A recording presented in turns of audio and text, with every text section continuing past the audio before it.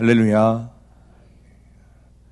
수요 구속사 강의 마태복음 말씀 우리 함께 붙들고 좀 은혜를 나누도록 하겠습니다. 오늘은 제자가 되어 권능을 받으라 라는 제목으로 함께 말씀을 묵상하겠습니다. 작년 10월 27일 서울에서는 기독교인들 200만 명이 모여서 차별금지법 반대 집회를 열었습니다. 특히 동성애를 옹호하고 합법화시키려는 시도를 저지하는 기도회가 있었습니다. 사람들마다 평가가 다양하지만 동성애를 반대하고 하나님의 창조 질서를 다시 확립하고 특히 그동안 한국교회가 이기적인 모습으로 오직 본인들을 위한 기도 그리고 본인 교회를 위한 기도를 해왔던 것을 회개하고 정말 정신 차리고 나라를 위해서 또 공동체를 위해서 하나님을 위해서 예배를 드린다는 것에 많은 그리스도인들이 동참했습니다. 저도 다른 것이 아니고 다 그 마음과 정신만 보면서 사역자들과 청년들과 함께 참여하고 왔습니다.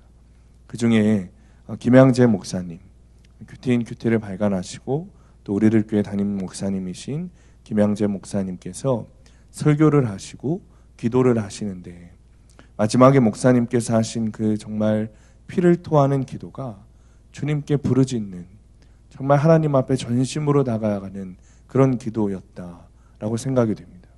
이런 기도였습니다. 주님, 오늘 주님은 우리를 부르십니다. 살아나라고 하십니다. 악한 길에서 떠나 돌이켜서 살라고 하십니다. 그런데 아직도 돌이켜야 할 악이 너무 많습니다. 피해의식과 비교의식에서 오는 두려움이 아직도 또아리를 틀고 있습니다. 생명을 가볍게 여기고 창조 질서를 무시하며 역할에 순종하지 못하고 가정을 깨뜨리려 했던 악이 있습니다. 용서하여 주옵소서. 회개합니다.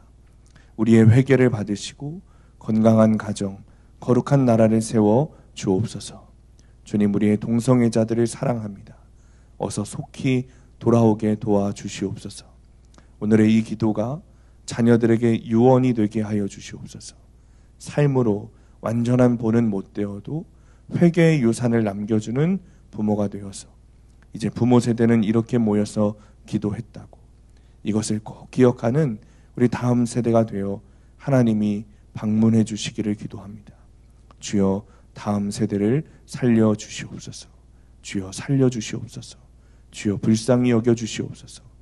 창조 질서를 막는 악법이 제정되지 않도록 도와주시옵고 태아생명보호법이 제정되게 하여 주시옵소서. 이렇게 기도하시는데 정말 피를 토하며 기도하시는 이 목사님의 기도가 저는 들으면 들을수록 정말 하나님 앞에 드려지는 기도이고 또 은혜가 되고 반드시 우리가 해야 하는 그런 기도 제목이라는 것을 들으면 들을수록 깨닫습니다. 요즘 참 많은 영화나 드라마에서 동성애에 관한 이야기가 나옵니다. 동성애가 당연시되고 그것을 막으면 안 되는 것 같고 세상에 뒤처지는 것 같고 오히려 동성애를 반대하는 사람들을 이상하게 쳐다보는 그런 생각들을 조장하는 드라마와 영화가 굉장히 많은 것이죠. 오히려 동성애를 아름답게 묘사하고 옹호하고 그래서 동성애를 반대하는 사람들은 마치 차별하는 사람처럼 세상의 시대를 따라가지 못하는 사람들처럼 그렇게 만드는 영화와 드라마들이 있다는 거예요. 그 드라마와 영화에서 연기한 배우들이 이런 인터뷰도 합니다. 자기는 동성애자가 아니지만 동성애를 좋게 생각하게 됐다. 이런 인터뷰를 하면서 방송에 내보내는 거죠. 연예인들이 사람들에게, 우리 청소년들에게, 청년들에게 미치는 영향을 여러분 생각해 볼 때 여러분 이것은 간단히 볼 문제가 아닙니다. 정말 심각하게 보고 우리가 기도해야 하는 그런 문제인 거예요. 여러분의 아들과 여러분의 딸이 여러분 한번 생각해 보십시오. 아들이 어떤 남자애를 데리고 와서 엄마 우리 엄마 며느리예요 그런다고 생각해 보세요. 딸이 어떤 여자를 데리고 와서 엄마 아빠 당신이 아니죠. 엄마 아빠 사위예요. 그런다고 한번 생각해 보십시오. 여러분 이거는 피가 그렇죠? 여러분 심각하게 생각해야 되는 문제인 거예요. 동성애는 치료해야 되는 병입니다. 저도 안타깝게 생각합니다. 동성애에 대해서 안타깝게 생각해요. 그리고 우리도 똑같은 죄인인 만큼 동성애자들을 사랑해야 합니다. 품어주고 안아주고. 우리 교회에도 동성애로 고민하고 기도하는 성도들도 있습니다. 다 사랑해야죠. 우리가 그들을 품어야죠. 함께 하나의 공동체로 모아서 나누고 또 말씀 안에서 함께 해석하고 기도해주고 아픔을 안고 그렇게 살아가야 합니다. 그러나 동성애라는 그 죄만큼은 우리가 싫어해야 하고 미워해야 하고 두려워해야 하고 치유받기를 기도해야 합니다. 동성애에 대해서 어떤 분들은 이렇게 말씀하시기도 합니다. 우리도 똑같은 죄인이지 않습니까? 우리도 똑같은 죄인이지 않습니까? 동성애도 똑같은 죄 중에 하나일 뿐인데 왜 그렇게 심각하게 여기십니까? 저에게 찾아와서 그런 말씀하신 분이 있으셨어요. 그러나 여러분, 차별금지법이 통과되면, 동성애 합법화법이 통과되면 죄를 죄라고 말할 수 없는 세상이 찾아옵니다. 교회에서 회개하라는 말을 할 수가 없게 됩니다. 여러분, 성경에 보면 하나님께서 노아 시대에 홍수로 사람들을 멸하신 후에 어떤 직접적인 재앙으로 사람들을 벌하신 적이 없습니다. 단 한 가지, 동성애의 죄만큼은 하나님께서 가만두지 않으시고 직접적으로 재앙을 내리셨어요. 이 동성애만큼은 하나님이 내버려두지 않으셨어요. 여러분 성경을 읽어보십시오. 주님이 진노하시고 직접적으로 재앙을 내리신 유일한 죄가 동성애입니다. 그 사건이 바로 롯이 있었던 소돔과 고모라 사건인 거예요. 롯이 거주했던 소돔과 고모라 성. 남색하고 여색하는 사람들이 모이고 그 음란에 미쳐서 그 도시에 찾아온 사람들을 억지로 윤간하려고 했던 그 도시가 소돔과 고모라였어요. 하나님은 그 도시를 그냥 놔두지 않으셨어요. 다른 죄를 회개하게 두시고 또 하나님께서 품으시고 사랑하시고 기회를 주셨지만 이 소돔과 고모라 성만큼은 하나님 그냥 내버려 두지 않으셨어요. 엄청나게 발전하고 엄청나게 아름다운 그런 성이었지만 그만큼 음란하고 더러웠어요. 하나님께서 그 소돔과 고모라를 멸망하게 하신 이유가 동성애 때문입니다. 창세기의 말씀을 보면 소돔과 고모라 남색하는 것이 보편되어 있었어요. 개방되어 있었어요. 그것을 죄를 죄라고 여기지 않았어요. 그것을 보통시 여기며 살았어요. 주님이 소돔과 고모라에 불재앙을 내리셨어요. 다 태우셨죠. 성경에서 유일하게 한 가지, 그 죄를 분명하게 말씀하시고 벌을 주셨습니다. 그만큼 이 동성애는 하나님께서 싫어하시고 그만큼 죄악시 여기시는 악한 것이라는 것을 우리가 알아야 돼요. 심각하게 여겨야 돼요. 우리가 그냥 사회적 현상인데 그럴 수도 있는 것이. 여러분 이렇게 넘어가서는 안 돼요. 창조 질서를 무시하는 문제예요. 이것은 하나님께서 우리 인간들을 창조하신 그 질서에 영리하는 거예요. 그 질서대로 따르지 않는 것이죠. 그러므로 여러분 동성애는 분명한 죄이고 분명한 병이기 때문에 치료받아야 돼요. 그 치유의 확실한 답은 다른 데 있지 않아요. 오직 예수 그리스도에게서만 발견할 수 있습니다. 동성애뿐만 아니라 모든 질병의 문제, 육적 질병의 문제, 영적 질병의 문제는 주님에게서 치유받을 수 있어요. 오늘 본문 35절 말씀 우리 함께 읽어보겠습니다. 시작.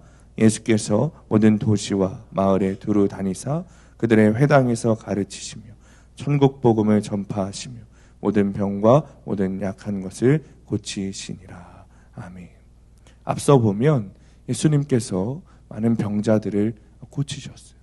중풍병자를 고치셨고 나병한 자를 고치셨고 귀신 들린 자를 고치셨고 혈루증 걸린 자를 그 여인을 고치셨고 회당장의 죽은 딸을 살리셨고 맹인 2명을 고치셨어요. 복음서에 기록되지 않은 아마도 수많은 사람들을 주님은 고치시고 치료하시고 그들을 깨끗하게 하셨을 것입니다. 이 모든 기적이 치유 사역이죠. 주님의 이 사역 가운데 치유 사역, 고치시는 사역은 뺄 수 없는 아주 중요하고 가장 중요한 사역 중에 하나셨습니다. 그런데 우리가 이 주님의 치유 사역을 좀 잔잔히 살펴볼 필요가 있습니다. 35절 말씀을 다시 한번 보면 예수님께서 말씀하시는데 그들의 회당에서 주님께서 가르치시고 또 천국 복음을 전파하시고 또 모든 병과 모든 약한 것을 고치신다. 주님께서 말씀하셨죠. 그러니까 35절 보면 고치시고 전파하시고 가르쳐 주셨다. 순서를 잘 봐야 돼요. 고치시고 전파하시고 가르쳐 주셨다. 이렇게 말씀하지 않으셨어요. 그 반대죠. 여러분 저를 한번 따라해 보시겠습니다. 가르치시고 전파하시며 고치시니라. 여러분 이것이 순서였어요. 이것이 예수님의 3대 사역인데 사역의 순서가 이런 거예요. 먼저 고치시고 전파하시고 가르치시는 것이 아니라 치유 사역이 먼저가 아니라 가르치시고 전파하시고 고치셨다. 이것이 주님의 3대 사역이자 주님의 사역의 순서였습니다. 고치시는 것, 치유는 가장 나중이었어요. 다시 말해서 여러분 우리가 정말 주님 앞에 우리의 문제를 가지고 나오고 질병의 문제를 가지고 나오고 어떤 육체와 영적 질병의 문제를 가지고 나오기 위해서는 가장 먼저 해야 될 것이 무엇인가? 올바른 복음을 배우고 그것을 전파하고 그것이 먼저 우선되어야 한다는 거예요. 그런데 우리는 앞에 두 가지는 다 이렇게 차치해 두고 늘 그냥 고침 먼저 받기를 원한다라는 것이죠. 가르침을 받고 전파를 하고 그것은 건너뛰고 먼저 치유받기만을 원합니다. 그런데 여러분 치유만 강조되면 신앙의 균형이 없어져요. 신앙의 균형이 한쪽으로 쏠리게 되는 거예요. 여러분 한국교회 많은 교회에서 많은 성도들이 그리고 목사들이 체험신앙을 강조했습니다. 여러분 들어보셨죠? 체험신앙. 체험신앙이 있어야 된다. 이런 말 많이 하지 않았습니까? 체험해야 믿음이 생긴다는 거예요. 그런데 그런 체험신앙을 강조하다가 한국교회가 망했습니다. 체험을 강조하고 체험만 있다가 그 체험이 사라지면 믿음이 온데간데 사라지는 거예요. 그래서 한국교회가 망했어요. 이곳에도 체험이 있으신 분들이 있으실 겁니다. 저도 여러 가지 체험이 있습니다. 그런데 그 체험이 전부가 아니에요. 체험은 죄송하지만 일시적이에요. 중요합니다. 중요하지 않다는 것이 아니에요. 그러나 그것이 강조되고 그것이 먼저 되면 문제가 됐다는 거예요. 가르치고 전파하는 사역 없이 체험만 강조하는 신앙은 일시적이기 때문에 내 믿음이 유지될 수 없어요. 그때 체험한 당시에는 반짝 내 믿음이 뭔가 좋아지는 것 같고 주님 앞에 나가는 것 같고 함께 하시는 것 같고 그런데 체험이 사라지고 더 이상 나에게 그런 특별한 일이 기적과 같은 일들이 신비한 현상들이 사라지면 믿음도 사라지게 되죠.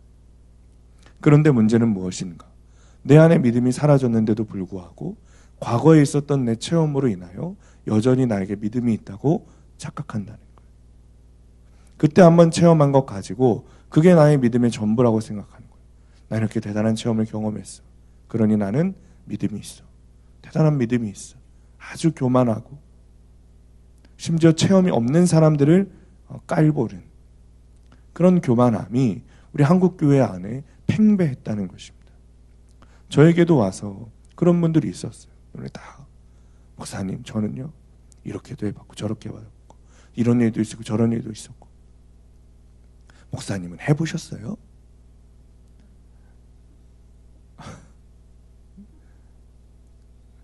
여러분 체험신앙이 중요하다면서 자기는 어디 교회 가서 어디 목사님한테 이런 경험을 했다 말씀하시는 분들이 있습니다. 들어보면 참 귀한 일들이 있었습니다. 귀한 체험도 신비한 체험도 제가 들어도 정말 깜짝 놀라요. 그런 일들도 있었어요. 제가 체험하지 못한 그런 기적들도 있었습니다. 여러분, 근데 저도 그만큼 더 귀하고 신비로운 체험이 제 안에 있었어요. 그러나 좀 가만히 있어요. 그런 이야기 들으면 가만히 있어요. 제가 경험한 것을 이야기하지 않습니다. 그것이 신앙의 다가 아니기 때문이죠. 내가 경험한 체험은 여러분 솔직히 말하면 내 믿음 때문에 체험한 건 아닙니다. 죽은 사람들이 예수님 때문에 살아난 것이 예수님 때문입니까? 죽은 사람들의 믿음 때문입니까? 그런데 사람들은 마치 그 체험이 자기 믿음이라고 생각해요. 그것이 자기 믿음 때문에 기적이 일어난 것일지언정 그게 내 믿음이라고 생각하는 순간 교만에 빠져 곧바로 그 믿음은 사라지는 거예요. 체험이 끝나고 더 이상 남은 것 없는, 아무것도 없는 공허한 상태에서도 이전에 과거에 체험했던 그것이 나의 믿음이라고 생각하고 어떤 믿음의 성장 없이 어떤 믿음의 훈련 없이 그냥 거기에만 심취하며 찾아다니는, 여러분 그러다가 지옥에 가는 거겠죠. 그렇다고 우리가 가만히 앉아서 성경만 보면 율법주의자가 되기 쉽습니다. 하나님 나라를 소개하려면 눈에 보이는 내 삶의 변화가 있어야 돼요. 내 삶의 기적과 같은 변화가 있어야 돼요. 주님이 일하시는 내 영혼의 치유 사역이 있어야 돼요. 내 영혼이 치유받고 내 삶이 변화되고 사람들이 보기에 저 사람이 왜 이렇게 달라졌어? 저 사람이 왜 이렇게 변했어? 하는 그런 놀라운 일들이 우리 안에 있어야 돼요. 여러분 저는 가장 놀라운 치유는 내 성품이 바뀌고 내 성질이 바뀌는 거라고 생각해요. 여러분 우리 이렇게 말하잖아요. 실제로 저 믿음 대단합니다. 그런데 예수님도 못 건드는 성질이 있습니다. 그렇게 말씀하시지 않습니까? 내 성질은 예수님도 못 바꿔요. 그런 분들이 있어요. 그러니까 제가 보기에 가장 대단한 기적은 성질이 바뀌는 거예요. 성품이 바뀌는 거예요. 내 삶에 그런 변화가 없이는 여러분 안 되는 거예요. 그런데 먼저 순서가 무엇인가? 가르치는 것. 내가 주님의 말씀을 배워야 돼요. 내가 주님의 말씀을 알아야 돼요. 깨달아야 돼요. 그리고 그것을 전파해야 돼요. 먼저 복음을 가르치고 전파하면 치유의 열매는 저절로 따라오게 되는 거죠. 여러분 이 순서를 우리가 잊으면 안 돼요. 헷갈리면 안 돼요. 뒤집어 생각하면 안 돼요.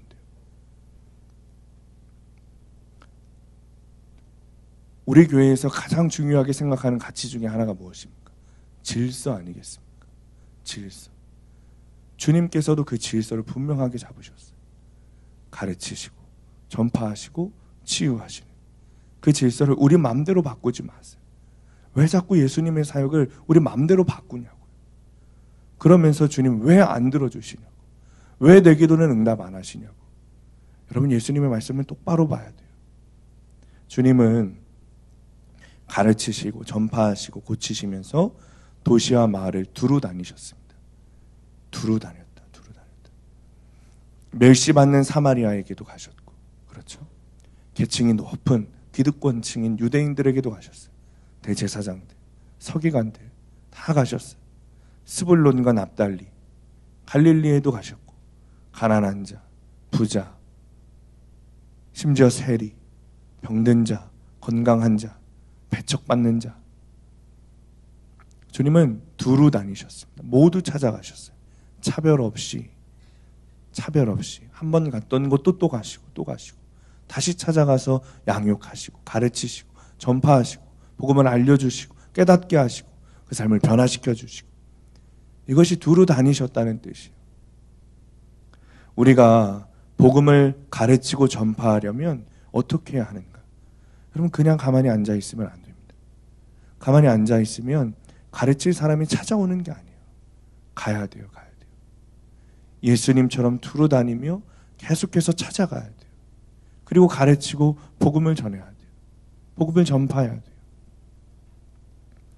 한 전도사님의 간증입니다. 교회에 자신이 양육하는 한 자매가 이제 아들 하나 딸 하나 낳고 이제 살고 있었는데 덜컥 임신해버리는 거예요. 셋째를 임신하는 거죠. 이 아이를 가지고 어떻게 해야 되나, 낳아야 되나, 낳지 말아야 되나, 그런 고민이 있었던 거죠. 너무 힘들었나 보야. 그래서 집 앞에 있는 산부인과를 갔는데, 그런데 이게 문제가 뭐냐면 이 산부인과가 낙태 전문 병원이었던 거죠. 분만은 하지 않고 성별을 간접적으로 이렇게 알려줘서 낙태하게 하는 그런 전문 병원이었던 거예요. 임신 5주 차에 이 자매가 병원에 갔는데, 글쎄 이 의사가 하는 말이 5주 차는 애가 아닙니다. 5주 차는 생명이 아닙니다. 낙태를 해도 됩니다. 했다는 거예요. 그 이야기를 듣고 이 전도사님에게 얘기를 한 거죠. 고민을 털어놓는 거예요. 그 이야기를 듣고 이 전도사님이 이 병원에 찾아갔습니다. 이 전도사님은 어떤 사람인가 하면 딸이 조금 문제아였던 것 같아요. 그래서 고등학교를 졸업하고 대학에 들어가기 직전에 그 겨울방학에 임신을 한 겁니다, 딸이. 그래서 결혼을 허락하고 아이를 낳게 하고 사위도 키우고 애들도 키우고 자기 딸도 키우는 그런 전도사님이었어요. 그리고 그 병원에 찾아가서는 생명을 살려야 하는 의사가 낙태를 시키면 어떡하냐. 이거 너무 유감입니다. 어떻게 심장이 안 생겼다고 생명이 아닙니까? 5주차가 안 되었으면 임신이 아닙니까? 따졌다는 거예요. 그러니까 의사가 책을 펴면서 잘 모르셔서 그렇습니다. 그러면서 막 가르치러 들렸다는 거예요. 그러니까 이 전사님이 말을 탁 막으면서, 아니, 저는 의사가 아닙니다. 그런데 생명의 씨가 잉태되었는데 어떻게 그게 생명이 아닐 수가 있습니까? 그러면 의사 선생님은 이제 환자들이 찾아와서 5주차 전에 임신한 사람들에게는 그게 임신이 아니라고 말합니까? 그게 임신이 아니라고 말합니까? 임신이라고 하죠. 그러면 임신이면 생명이 잉태된 거죠. 임신이라는 말이 생명이 있다는 증거인데 생명을 없애는 낙태 수술은 엄연한 살인 아닙니까? 그러자 이 의사가 저는 낙태를 권유하지 않아요. 환자들이 그걸 원하니까 어쩔 수 없이 하는 겁니다. 그러자 이 전도사님이 대단한 분 같아요. 전도사님이 의사에게 그러면 좋습니다. 다행이네요. 그러면 다행입니다. 그러면 이 병원 정문에 우리 병원은 낙태 수술을 하지 않는 병원입니다. 이렇게 써놓는 것이 어떻겠습니까? 그러니까 이 의사가 막 화를 내더라는 거죠. 당신이 뭔데 나를 가르치려거든요. 역정을 내더라는 거예요. 그래도 꿋꿋이 자기 딸 그 약재료가 있지 않습니까? 그 간증을 들려주고 집으로 돌아왔대요. 그런데 이틀 뒤에 이 의사가 또 생각이 나는 거예요. 병원으로 찾아갔어요. 이 무슨 얘기를 들었냐면 아까 얘기했던 평소에 성별을 간접적으로 이야기해주고 딸이면 지우고 아들이면 낳게 하는 그런 이야기가 들리니까 들어가서 물어봤대요. 그랬더니 이런저런 또 의사는 변명을 내놓고 다음날 또 찾아갔습니다. 이번에는 신문 기사를 들고 가는 거예요. 유도 분만으로 낙태한 의사에게 살인죄가 적용되었다. 그 기사를 들고 찾아간 거예요. 산부인과의 목적이 산모가 분만을 해서 생명을 잉태하는 일인데 그걸 돕는 일 아닙니까? 그러면서 막 의사를 설득했다는 거예요. 그리고 의사의 손을 붙잡고 그분이 전혀 달가워하진 않지만 기도를 해주고 그러고 왔대요. 또 갔어요. 이번에는 가정중수 설교하시는 목사님의 설교 테이프를 들고 의사에게 찾아갔어요. 전도사님을 못마땅하게 쳐다보는 그 간호사에게도 목사님의 테이프를 전달하고 그러고 왔다는 거예요. 이 전도사님이 이렇게 고백합니다. 저는 의사에 비하면 야간 여상 출신으로 아무것도 내세울 것이 없는 사람입니다. 그럼에도 하나님은 의사와 대화할 때마다 지혜를 주셨습니다. 도리어 의사는 한 번도 저에게 논리적인 대답을 못했습니다. 부족한 저는 감춰지고 하나님만 나타나시기를 기도드립니다. 앞으로도 계속 전도해야 하는데 의사의 마음이 열리도록 기도를 부탁드립니다. 여러분, 어떤 사람이 이 의사를 이렇게까지 사랑할 수 있겠어요? 어떤 사람이, 어떤 목사가 그 모멸을 받으며 찾아갈 수 있겠어요? 가르치고 전파하고 고치고 두루 전하는 것이 이런 모습인 거예요. 여러분, 학벌이 없으면 좀 어떻습니까? 나에게 복음이 있으면 되는 건 아니겠습니까? 최고의 지성이라는 의사에게도 복음만 있으면 가르칠 수 있는 거예요. 돈이 없어서가 아닙니다. 지식이 없어서 가르치지 못하는 게 아닙니다. 전파하지 못하는 것이 아닙니다. 나를 가르치시고 나를 전하시고 나를 고쳐주신 주님의 그 복음의 경험이 있으면, 십자가 사랑의 경험이 있으면, 그 사랑으로 내가 살아났다면 우리도 어디든지 두루 다니며 가르치고 전파하고 고치는 사역을 우리도 할 수 있는 거예요. 적용 질문입니다. 내 병과 약함을 고쳐주신 주님을 증거하려고 두루 다닙니까? 내가 만나고 싶은 사람만 만나고 내가 가고 싶은 곳만 골라서 가지는 않습니까? 36절 말씀입니다. 우리 함께 읽습니다. 시작. 무리를 보시고 불쌍히 여기시니 이는 그들이 목자 없는 양과 같이 고생하며 기진함이라. 아멘. 여러분, 복음을 전할 수 있는 마음이 여기서 나오는 거예요. 어떤 마음? 불쌍히 여기는 마음. 불쌍히 여기는 마음에서 나오는 거예요. 우리가 주님이 주시는 영혼 구원의 사명을 감당하려고 하면 주님께 필히 구해야 하는 마음이 무엇인가? 불쌍히 여기는 마음을 구해야 돼요. 우리는 기도를 할 때 늘 나를 위한 마음, 나를 위한 기도는 열심히 하지만 다른 사람들을 긍휼히 여기게 해주십시오. 다른 사람들을 불쌍히 여기게 해주십시오. 라고 본 적이 없는 성도들이 많이 있습니다. 그러나 우리가 정말 중요하게 주님께 구해야 하는 기도 제목이 한 가지 있다면 긍휼히 여기는 마음을 주십시오. 주님, 다른 사람을 불쌍히 여기는 마음을 주십시오. 우리 속회원을 불쌍히 여기는 마음을 주시고, 우리 남편을 긍휼히 여기는 마음을 주시고, 우리 시어머니를 불쌍히 여기는 마음을 주십시오. 우리가 이 기도를 해야 된다는 거예요. 앞서 말씀드린 이 전도사님이 산부인과 의사에게 그런 마음을 품을 수 있었던 이유도 긍휼한 마음이 있었기 때문에 그래요. 이 전도사님 딸은 아까도 말씀드렸지만 문제아였던 것 같아요. 대학에 입학하기 전에 임신을 했고, 이 전도사님이 말씀에 적용해서 생명을 잃을 수 없다. 적용해서 아이를 낳았습니다. 아이를 낳으려고 사돈 어른에게 무릎을 꿇고 설득하고 온 교회가 중보하며 기도했다 그래요. 그렇게 결혼을 했는데 이 딸아이가 너무 힘들어하는 거예요.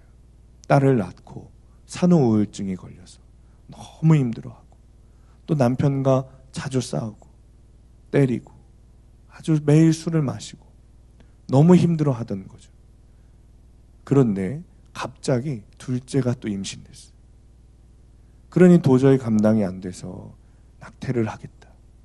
엄마에게 선언을 한 거예요. 전사님 절대 안 된다고 지켜야 된다고 병원에 못 가게 했습니다. 하지만 이 딸이 몰래 가서 낙태를 하고 온 거예요. 그러니까 이 전사님 마음이 너무 안타깝고 너무 아픈 거죠. 엄마의 마음이. 그때 찾아온 마음이 무엇인가? 불쌍히 여기는 마음이 찾아오더라는 거예요. 이 딸이 너무 불쌍하게 여겨지고, 말씀을 모르고 낙태하는 자들이 불쌍히 여겨지고, 낙태 수술을 해주는 의사들이 불쌍히 여겨지더라는 거예요. 말씀을 모르고 죄를 짓는 이들이, 그래서 지옥문으로 들어가는 이들이 너무 불쌍하게 여겨지더라는 거예요. 작년에 여러분 안성 팜랜드로 어르신들 모시고 우리 은빛학교 나들이 갔다 왔습니다. 그런데 거기 보니까, 여러분 가보셨나요? 안성 팜랜드? 옛날에 제가 그 평택에 살았거든요. 그러니까 안성 팜랜드 갔을 때는 그냥 벌판이었는데 그렇게 좋아지는지 몰랐어요. 안 가신 분들 한번 가보세요. 돈은 안 내드립니다. 가보시면, 스스로 가보시면 되는데 되게 좋아요, 여러분. 되게 꽃도 막 있고 막 있고, 제일 좋은 게 뭐냐면 동물들이 그렇게 많아요. 동물들이 동물원처럼 우리에 가둬져 있는 게 아니라 풀어놨어요. 염소들도 막 돌아다니고, 닭도 진짜 막 그렇습니다. 실제예요, 실제. 근데 제가 저기 보니까 양도 풀어놨더라고요. 양도. 근데 그 양이 저를 향해 다가와요. 너무 그렇게 하얗고 예쁘고 눈도 똘망똘망하고 제가 그걸 보려고 다가갔는데 깜짝 놀랐어요. 양이 너무 지저분한 거예요. 정말로. 양이 너무 지저분한 거예요. 분명히 멀리서 볼 때는 이게 깨끗하고 눈도 크고 맑고 가까이서 보니까 거의 이게 흰색인지 회색인지 몰라요. 막 똥도 묻어있고 눈을 보니까 전 양의 눈이 그렇게 이상한지 몰랐어요. 그 그림으로 보면 정말 아주 예쁘고 막 그런데 가까이서 보니까 눈이 회색이에요. 회색. 눈이 회색. 이상하게 생겼어요. 그런데 여러분 양을 많이 보신 분들 아시겠지만 양은 원래 그렇대요. 양은 원래 그렇게 더럽고 멀리서 보면 깨끗해 보이지만 가까이서 보면 더럽고 눈도 흐리멍텅하고 잘 보지 못하고 아주 지저분한 동물이라는 거예요. 스스로 깨끗하게 할 줄 모르고 게다가 방향 감각이 없대요. 길치죠. 저쪽에 풀이 있다. 가르쳐줘도 저쪽으로 가고 저기에 물이 있다. 가르쳐줘도 이리로 가고 저긴 위험하다. 가르쳐줘도 그리로 가는 목자가 없이는 살 수 없는 동물이 양이라는 거예요. 그런데 자녀들도 그렇습니다. 우리 아이들도 다 죄인이에요. 다 죄인이에요. 며칠 전부터 우리 첫째 아이, 둘째 아이가 아주 시달리고 있어요. 셋째 아이 때문에. 이것이 술한 줄 알았는데 이쁘다고 우리 첫째, 둘째가 가까이 가면 언니, 오빠 머리끄댕이를 그렇게 잡아요. 안 놔요, 안 놔. 그러니까 어떻게 그렇게 악이 힘이 센지 애가. 여러분, 애들도 다 죄인이에요. 내 아이는 괜찮겠지 하다가 여러분 믿는 도끼에 발등 찍힙니다. 내 아이도 다 죄인이라는 것을 알고 처음부터 어릴 때부터 말씀으로 양육해야 돼요. 자녀 고난이 찾아왔을 때 왜 그러지?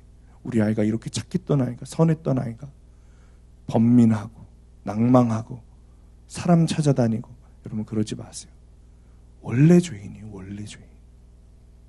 말씀으로 내가 적용할 것을 적용하고 하나님께 맡기는 적용을 해야 돼요. 자녀들 다 잘 키워놨다고 우리 애들 아주 예수 잘 믿는다고 근데 결혼할 때 보면 그렇게 어떻게 믿음 없는 사람들만 골라오는지 신결혼해라 다 불신결혼하고 다 그렇게 장가가고 시집가고 교회 와라 교회 오면 살 길이 있다. 그렇게 힘들면 교회 와서 하나님 찾아라 안 와요. 빌어도 안 와요. 그래서 성경은 우리를 양으로 비유하는 거예요. 목자가 없으면 꼼짝도 못하는 것이 양이에요. 하나님 없이는 꼼짝도 못하는 것이 우리예요. 하나님 없으면 미움과 음란과 중독에서 내 힘으로 빠져나오는 것이 우리입니다.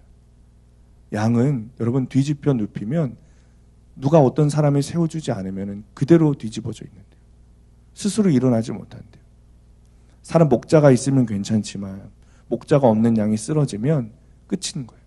독수리에게 쪼이고 배가 터져서 내장이 나오고 그러고 죽는다는 거예요. 그것이 낭망이죠. 낭망하여 힘들어 넘어졌을 때 일어설 수 없는 우리에게 필요한 것은 돈도 아니고 자녀도 아니고 지식도 아니고 학벌도 아니고 목자입니다. 목자. 우리를 세워줄 목자. 예수님은 자신을 치유자라고 말씀하지 않으셨어요. 교사도 아니요. 선한 목자니라. 선한 목자. 교회에는 학자도 필요하고 교사도 필요합니다. 그런데 목자는 없으면 안 돼요. 목자가 없으면 사람들이 돌아오게 하지 못해요. 속회를 하면서도 여러분 만약에 속장이 교사가 돼서 가르치려고만 한다. 그럼 그 속회는 안 가는 거예요. 그 속회는 안 가는 거예요. 모였다가도 흩어지는 거예요. 우리는 양이기도 하지만 목자가 되어야 돼요. 저도 양이지만 목자가 되어야 되고, 여러분들도 교회 안에서, 속회 안에서 양이지만 목자가 되어야 돼요. 가정에서, 직장에서 마찬가지 목자가 되어야 돼요. 목자가 없어서 고생하고 방황하는 양을 주님의 마음으로 품고 기다려야 돼요. 더럽고 냄새나고 갈 길을 모르고 넘어지면 일어설 줄도 모르는 그 양을 끌어하시는 주님의 목자, 주님의 마음으로 목자가 되어야 되죠. 속장들은 속회원들을 잘 살펴야 돼요. 가장들은 특히 먼저 믿은 자들, 가정에서 먼저 믿은 자들, 가정에서 가족들을 잘 살펴야 돼요. 여러분, 중동 지방에서 양을 가족같이 살피는 이유가 있습니다. 그 양이 생명줄이기 때문에 그래요. 양이 기업이기 때문에 그래요. 교회와 속회와 직장에서 내게 맡겨진 양을 가족같이 돌보는 것이 나의 생명줄입니다. 우리 집에 생명을 가져다 주는 거예요. 목자의 마음으로 빚지고 환난당하고 마음이 원통한 자들을 돌보면 하나님이 우리의 집안을 살리시는 거예요. 저번 주 수요일에 박 목사님 이야기하셨던 그 한 집사님, 그 백집사님 이야기를 여러분 기억하실지 모르겠습니다. 저는 그 이야기를 들으면서 큰 은혜를 받았어요. 이 집사님이 날라리 아들 때문에 고생을 하면서 살았다는 거 아니겠어요? 근데 이 집사님의 문제는 학교 교사라는 거예요. 교사 아들이 그렇게 날라리로 살면서 문제아로 사니 학교에 면이 안 서고 이 교사 직분이라는 것에 비참하고 수치스럽답니다. 그런데 그렇게 고난 가운데 살다 보니 이 집사님 눈에 누가 보이냐? 그 학교에 있는 문제 아들이 보이더라는 거예요. 자기 아들과 똑같은 그 날라리들이 보인다는 거예요. 가정사로 여러 가지 이유로 어렵게 사는 아이들, 학교에 적응하지 못하는 아이들, 일진 아이들 눈에 보이기 시작했대요. 이것이 하나님이 주신 나의 사명이구나. 그것을 깨닫고 결국 학교에 있는 문제 아이들을 도맡아 케어하고 말씀을 전하고 복음을 전하기 시작했어요. 그런데 그렇게 바뀌지 않을 것 같던 아이들이 말씀으로 양육하고 주님의 사랑으로 양육하니 한 명 한 명 변하기 시작하더랍니다. 그런데 그렇게 하나님이 주신 사명을 감당하니까 그 결과가 무엇이었는가? 결국에는 이 집사님의 그 문제의 아들도 도무지 대학에 가지 못할 것 같았는데 대학에 가고 심지어 아빠 손을 붙잡고 교회에 가게 되는 놀라운 그런 변화가 일어나게 됐다는 거예요. 주님이 나에게 맡겨주신 그 학교의 폭력적인 아이들, 문제 아이들, 부적응 아이들, 그 아이들을 케어하고 말씀으로 양육하자 그것을 통해 이 집사님의 가정에도 생명줄이 되어 그런 놀라운 변화가 일어났다는 것이죠. 적용 질문입니다. 더럽고 냄새나는 양, 뒤집힌 양처럼 자기 힘으로 아무것도 못하는 가족과 지체가 있습니까? 그들을 지겨워하며 외면하고 있습니까? 아니면 국연한 마음으로 말씀을 통해 양육하며 케어하고 있습니까? 주님 앞에 내가 양 같은 모습인 것을 알고 있습니까? 여러분, 이 질문에 한번 스스로 좀 대답해 보실 때가 된 것 같아요. 우리가 구속사의 말씀을 전하게 되면서 여러분들이 정말 애쓰고 부단히 힘쓰고 가족 구원을 위해서 적용하고 계셨던 것을 제가 알고 있어요. 그리고 적용하셨던 것을 제가 알고 있어요. 근데 보니까 이제는 조금 지쳐하시는 분들이 있는 것 같아요. 야, 지쳐있든가 혹시 외면하는 것은 아닌가? 변하지 않는다고 넘어져 있는 것은 아닌가? 여러분 고민해 보십시오. 계속해서 그들에게 불쌍한 마음이 있어야 돼요. 내 자녀들에게, 남편에게, 아내에게, 시어머니에게 불쌍한 마음, 긍휼한 마음으로 그들을 양육하고 말씀으로 케어하고 다른 게 없습니다. 다른 게 없어요. 내가 오늘 큐티한 말씀으로 적용하는 거예요. 사랑해주고 엉덩이 좀 두들겨주고 좋은 맛있는 밥 해주고 함께 나가서 대화해주고 그의 말을 좀 들어주고 아내 힘든 거 청소해주고 설거지해주고 그것이 말씀 때문에 하는 것이라는 것을 좀 티도 좀 내고 그렇게 하는 거예요. 한 가지 한 가지. 여러분 지치지 마십시오. 여러분 우리가 그렇게 말씀으로 양육해가며 살아가는 것이 주님이 나에게 은혜를 주시는 방법이에요.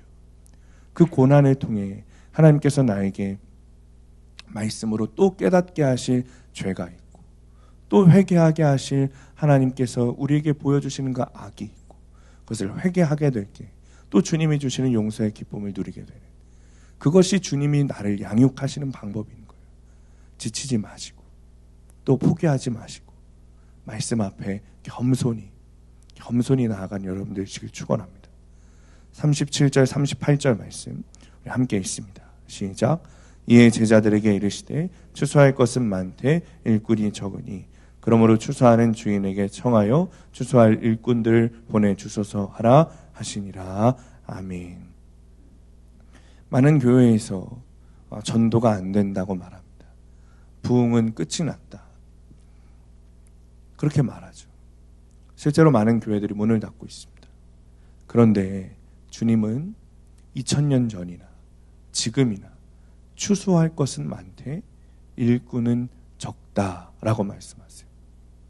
주님 말씀하시는 거예요. 부흥이 안 되는 이유, 추수할 것이 적어서가 아니에요. 일꾼이 적어서 그래요. 추수할 것이 없어서 부흥이 안 되는 것이 아니라 일꾼이 없어서, 목자가 없어서, 제자가 없어서 사람들이 떠난다는 거예요. 주님은 이 땅의 모든 사람들이 구원받기를 원하십니다. 여러분, 그 주님의 관점으로 한번 이 세상을 한번 바라보세요. 주님의 눈으로 여러분들의 가족들을 한번 바라보세요. 속회원들을 바라보시고 직장의 동료들을 한번 바라보세요. 구원해야 될 자가 얼마나 많습니까? 여전히 구원받아야 될 사람들이 너무 많아요. 그 사람들을 위해서 내가 일꾼이 되어야 돼요. 직분을 받아야 한다는 말도 아니고 직분을 세워야 한다는 말도 아니에요. 그런 일꾼을 말하는 게 아니에요. 영혼 구원을 위한 목자가 돼야 돼요. 교회에 나오면 여러분은 뭐가 보이십니까? 우리 눈에는 선교지만, 멀리 있는 선교지만 보이는 것이 아니라 내 옆에 추수해야 될, 곳곳에 추수할 곳이 많구나, 이것을 볼 수 있어야 돼요. 가정 안에서도 마찬가지고 직장 안에서도 마찬가지인 거예요. 누가 영혼을 구원할 목자겠어요? 누가 추수할 일꾼이겠어요? 불쌍히 여기는 사람, 한 영혼을 불쌍히 여기는 사람, 한 영혼을 긍휼히 여기는 사람, 끊어지지 않는 죄를 불쌍히 여기는 사람, 그 마음을 품은 사람이 일꾼이 되는 거예요. 우리에게 그런 마음이 없기 때문에 영혼을 바라보지 못하는 거예요. 우리에게 그런 심령을 바라보는 눈이 없기 때문에 영혼 구원을 위한 사명이 나에게 있다는 사실을 깨닫지 못하는 거예요. 가족들의 마음에 믿음이 있는지 없는지 우리가 분별하지 못하는 거예요. 속회원들에게 믿음이 있는지 없는지, 직장 동료들에게 믿음이 있는지 없는지, 내 마음에 불쌍한 마음, 영혼 구원을 위한 그런 긍휼한 마음이 없기 때문에 믿음이 분별되지 않는 거예요. 내 자녀들은 믿음이 있습니다. 없다고요, 없다고요. 교회 안 나오는데 무슨 믿음이에요? 없어요.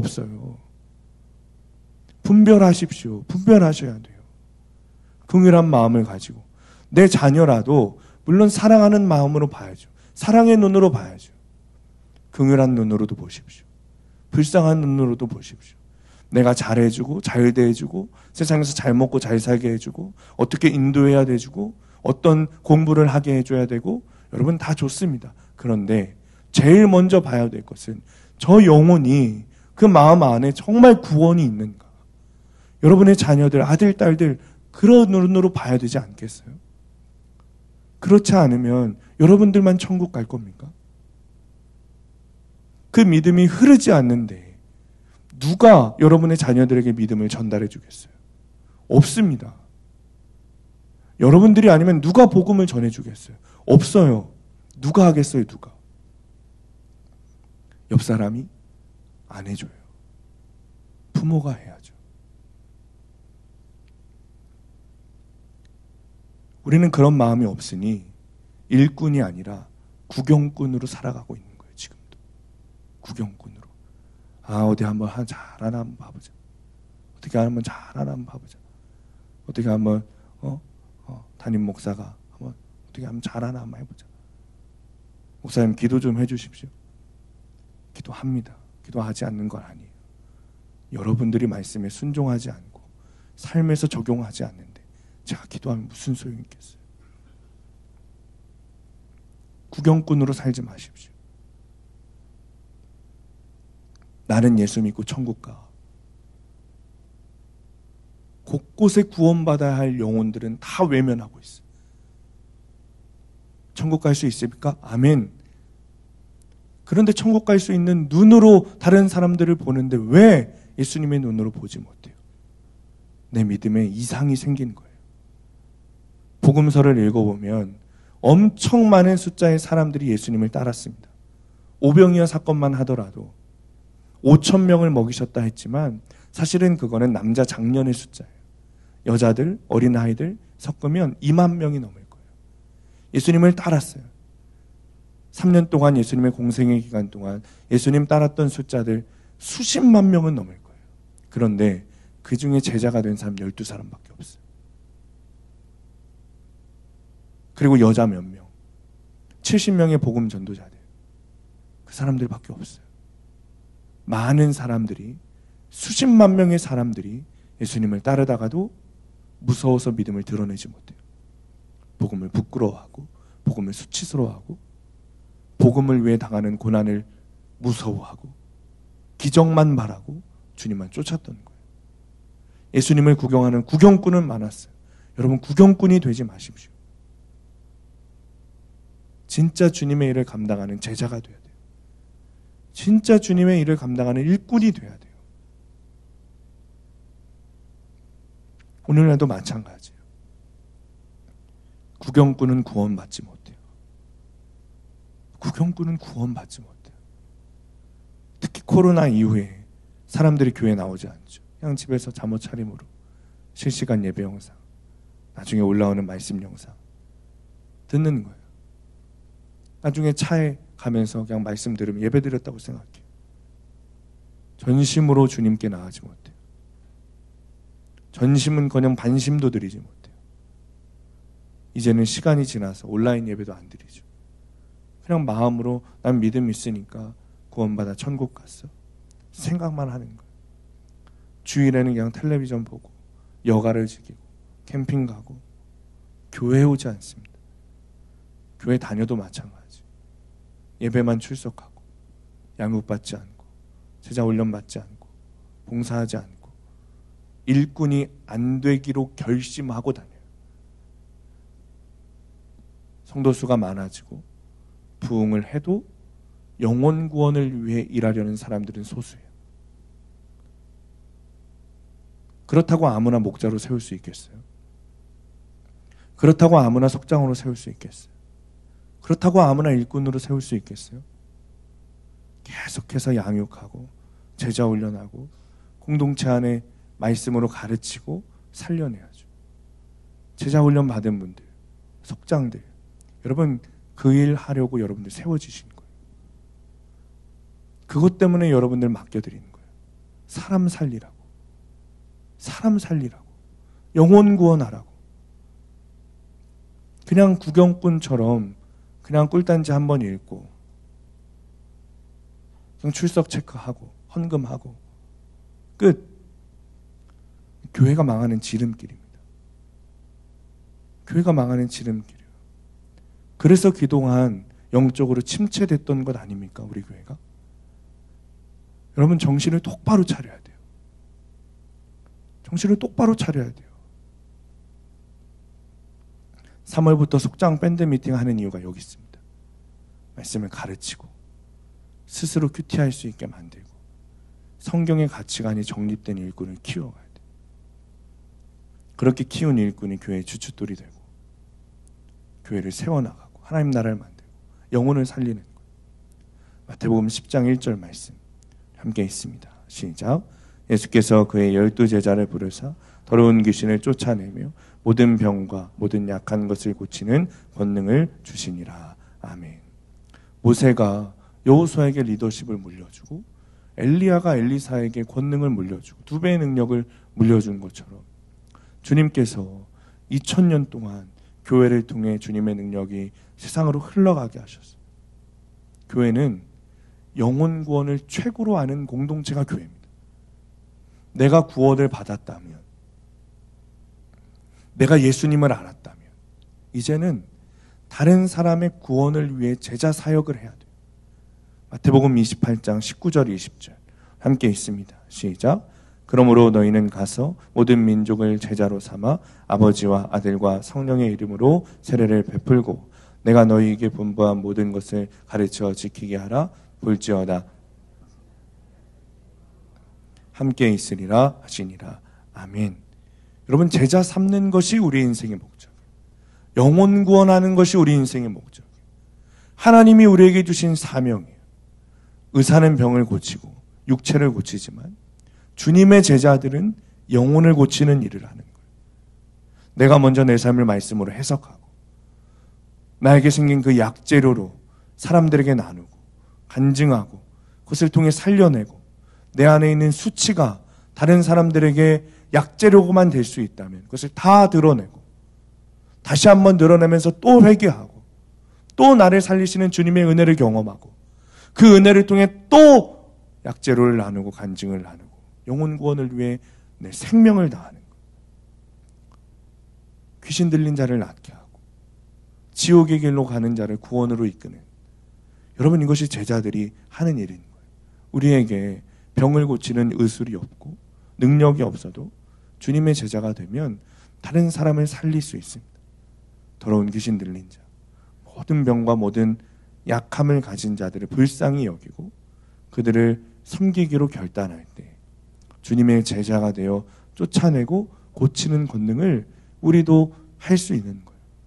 여러분, 그게 저는 말씀 공동체라고 생각하고 여러분, 그게 저는 안전한 공동체라고 생각해요.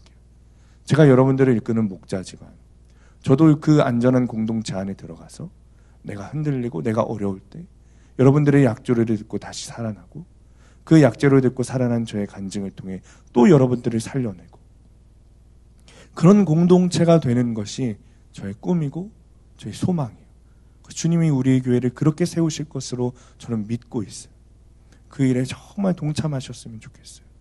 우리가 정말 말씀 공동체로 하나 되어 안전한 공동체로 사람을 살려내고 내가 또 살아나고 영혼 구원을 위하여서 빚지고 환난당하고 마음이 원통한 자들이 이곳에서 치유받고 일어나고 생명을 갖게 되고 또 세상으로 나아가서 다른 이들을 구원하고 전도하고 복음을 전파하고 예수님을 알려주고, 여러분, 그래서 생명다의 사역자들이 제자 훈련하는 거예요.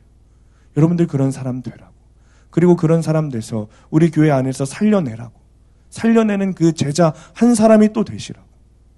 여러분, 우리 교회에 한 명의 제자가 있으면 어떤 일이 일어나겠어요? 2명의 제자가 있으면 어떤 일이 일어나겠어요? 3명의 제자가 있으면 어떤 일이 일어나겠어요?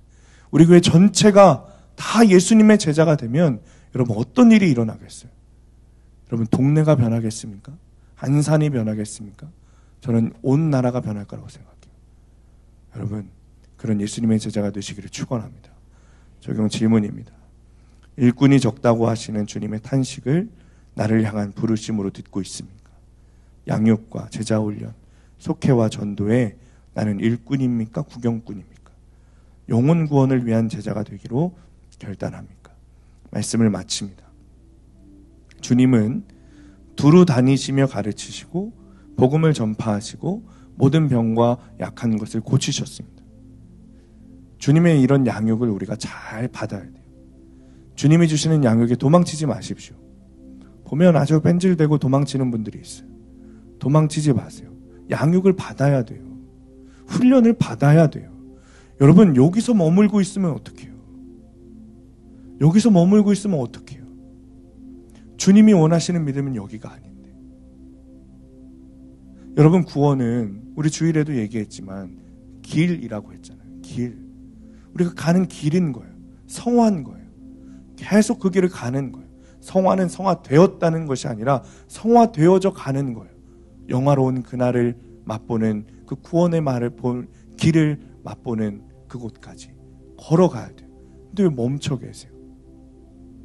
좁은 문으로 들어가는 것만 하는 것이 아니라 좁은 길을 걸어가야 돼요. 천성이 있는 그곳까지 걸어가야 돼요. 왜? 근데 예수님을 인격적으로 만나고 좁은 문을 들어간 후에 그냥 거기에 가만히 주저앉아 있냐고요. 왜 주저앉아 있냐고요. 주님이 말씀으로 양육하시고, 주님이 여러분을 큐티로 양육하시고, 주님이 여러분들의 그런 고난과 상황과 어떤 환경과 여러분의 남편과 아내와 시어머니와 자녀들로 양육하시는 것에 잘 그 양육을 받으십시오. 여러분, 그게 여러분들이 사는 길이에요. 제가 여러분들에게 어려우라고 드리는 말씀이 아닌 거예요. 그게 여러분들의 생명을 얻는 길인 거예요. 그게 여러분들이 사는 길이라니까요. 왜 자꾸 죽는 길로 가려고 하세요? 주저앉아 있지 마십시오. 다시 좁은 문을 다시 되돌아 문 닫고 나오지 마십시오. 그 길을 걸어가야 돼요. 우리 그렇게 가기로 모인 공동체잖아요. 우리 그 길 걸으려고 모인 공동체잖아요. 근데 왜 걷지 않냐고요. 생명의 길로 가야 됩니다. 여러분 주위를 잘 둘러보십시오. 내 가족들, 직장 동료들, 이웃들, 여러분 내 주위만 봐도 그래요. 주님은 추수할 곳이 없다 말씀하지 않으셨어요. 추수할 곳은 많다. 그런데 일꾼들이 없다. 내 제자가 없다. 제자가 없다. 주님이 우리를 보고 하시는 말씀일 거예요.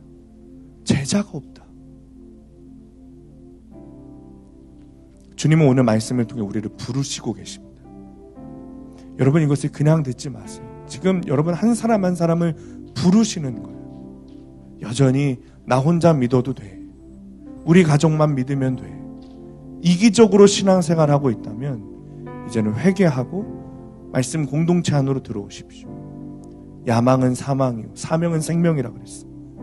오늘 말씀을 통해 결단하시고 영혼 구원을 위해 사명을 잘 감당하는 제자로 쓰임받게 되시기를 예수님의 이름으로 간절히 축원합니다. 우리 시간에 함께 찬양하고 기도하겠습니다. 우리 시간에 찬양 기도하실 때 35절 말씀 붙들고 기도하겠습니다. 예수께서 모든 도시와 마을에 두루 다니사 그들의 회당에서 가르치시며 천국 복음을 전파하시며 모든 병과 모든 악한 것을 고치시니라. 주님께서 우리를 사랑하여 주셔서 우리에게 거룩히 살아갈 힘과 두려워하지 않을 믿음을 주시고, 또 하나님께서 내 안에 임재하셔서 성령께서 나와 함께 하신다는 그 말씀을 가르치시고 전하시고 또 내 삶을 변화시키시는 그 고치심이 있었음에도 불구하고 여전히 내가 주님 앞에 나오지 못하고 여전히 내가 하나님 앞에 가까이 가지 못하는 아버지 이 죄인을 불쌍히 여겨주시옵소서. 아멘. 나의 죄를 불쌍히 여기시고 나를 만지시고 나를 돌이키게 하신 주님, 여전히 주저하고 계산하고 혼자가 좋다고 말하며 이기적으로 살아가고 신앙생활하는 아버지 저의 모습을 회개하기를 원합니다. 아멘. 주님, 이제는 저에게도 긍휼한 마음이 있기를 원합니다. 아멘. 나를 고치신 주님처럼 목자의 심령이 있게 되기를 원합니다. 아멘. 주님을 모르는 가족들을 위해 기도합니다.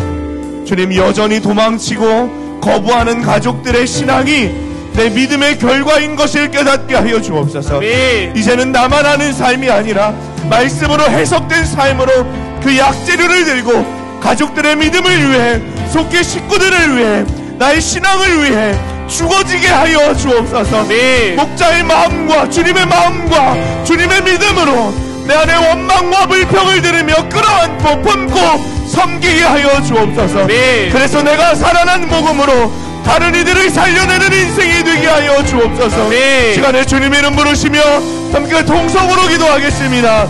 주여,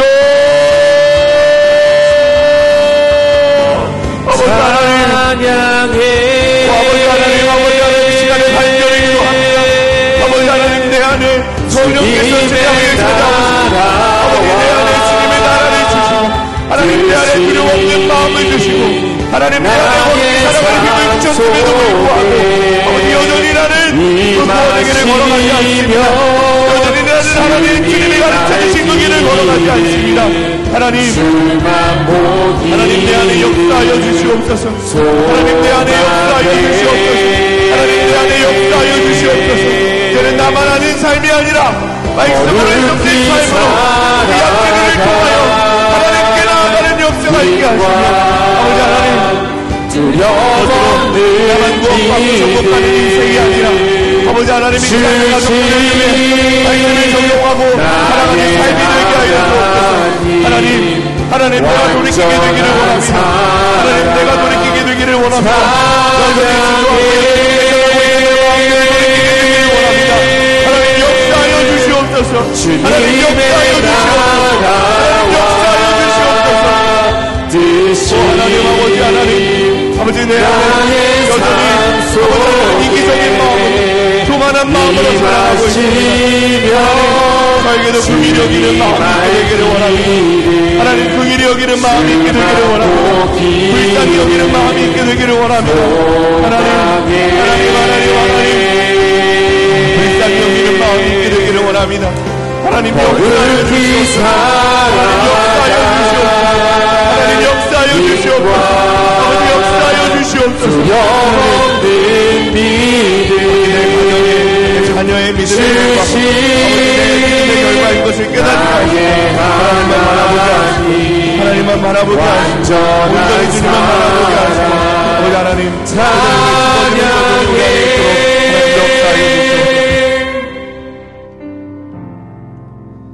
한 번 더 기도할 때 거룩한 강단으로 여러분들을 초대합니다.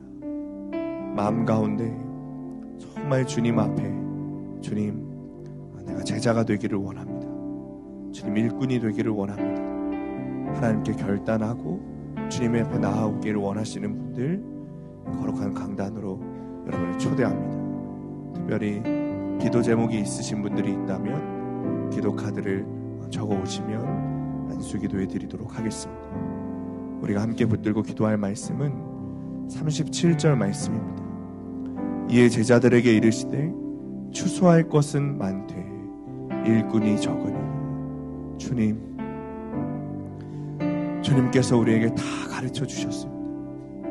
주님께서 우리에게 다 말씀하셨습니다. 그런데 우리는 여전히 그 구원의 길을 걸어가고 있지 않습니다. 주님, 우리는 여전히 그 좁은 문을 통과하여 아버지 예수님을 인격적으로 만났다는 것에만 자랑하고 주저앉아 있습니다. 하나님, 우리의 믿음 없음을 용서하여 주옵소서. 하나님, 우리의 믿음 없음을 용서하여 주시옵소서. 일꾼이 적다고 하시는 주님의 말씀 앞에 아버지 우리가 바로 서기를 원합니다. 주님께서 지금도 우리를 부르시고 계심을 깨닫습니다. 하나님께서 제자가 없다고 우리를 부르시고 계시며 지금도 우리에게 말씀하고 계심을 하나님 깨닫습니다. 여전히 내 주위에는 추수할 사람들이 많습니다. 구원받아야 할 사람들이 많습니다. 그러나 우리는 여전히 이기적으로 신앙생활하며 구원의 길을 걷지 않고 주님을 바라보지 않는 것뿐만 아니라 그들을 바라보지 못하고 있습니다. 주님이 주시는 영혼을 살리는 적용을 하기는커녕 아버지 나 혼자 나만 살겠다고 이기적으로 신앙생활하며 그들도 죽이고 내 영혼도 죽이는 신앙생활을 하고 있습니다. 하나님, 이제는 구경꾼에서 일꾼이 되기를 원합니다. 아멘. 이제는 영혼 구원을 위한 제자가 되기를 원합니다. 아멘. 주님 이 시간 결단하게 하시고 내가 먼저 고침마다 제자가 되는 역사가 일어나게 하여 주옵소서. 아멘. 주님 사랑하는 수암교회를 지켜주시사 성령님께서 임재하시는 교회가 되게 하시고 주님이 동행하시는 교회가 되게 하여 주옵소서. 아멘. 하나님만 바라보는 교회가 되게 하시고 하나님께서 보시기에 참된 교회가 되게 하시며 하나님 나라를 세우는 사명을 감당하는 귀한 공동체가 되게 하여 주옵소서. 네. 시간에 주님 이름 부르시면서 함께 동성으로 기도하겠습니다. 주여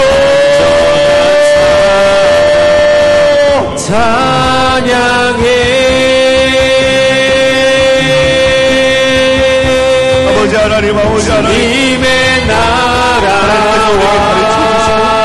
알려주시고 우리 삶도 변화시켜주시고 나의 삶 속에 아버지 우리는 아버지 내가 열었던 그 좁은 문을 다시 나와 다시 닫고 세상의 길로 가고 있습니다.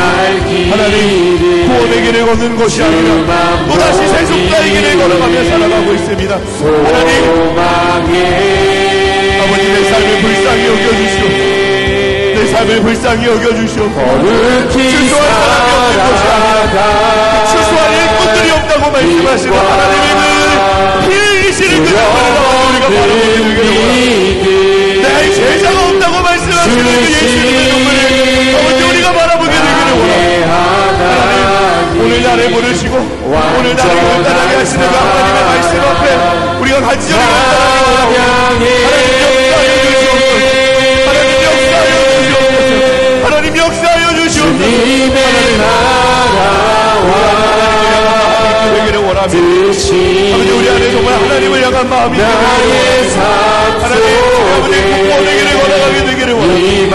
구원하기를 원하게 되기를 원합니다. 하나님께서 십자가의 전심으로 우리에게 찾아오셨습니다. 아버지 우리도 전심으로 나아가게 되기를 원합니다. 아버지 우리를 긍휼히 여겨주시옵소서. 아버지 우리를 긍휼히 여겨주시옵소서. 하나님 우리를 긍휼히 여겨주시옵소서. 아버지 영혼 구원을 위한 제자가 되기를 원합니다. 영혼 구원을 위한 제자가 되기를 원합니다. 하나님 역사하여 주시옵소서. 오 주님 영원히 역사하여 주시옵소서. 주신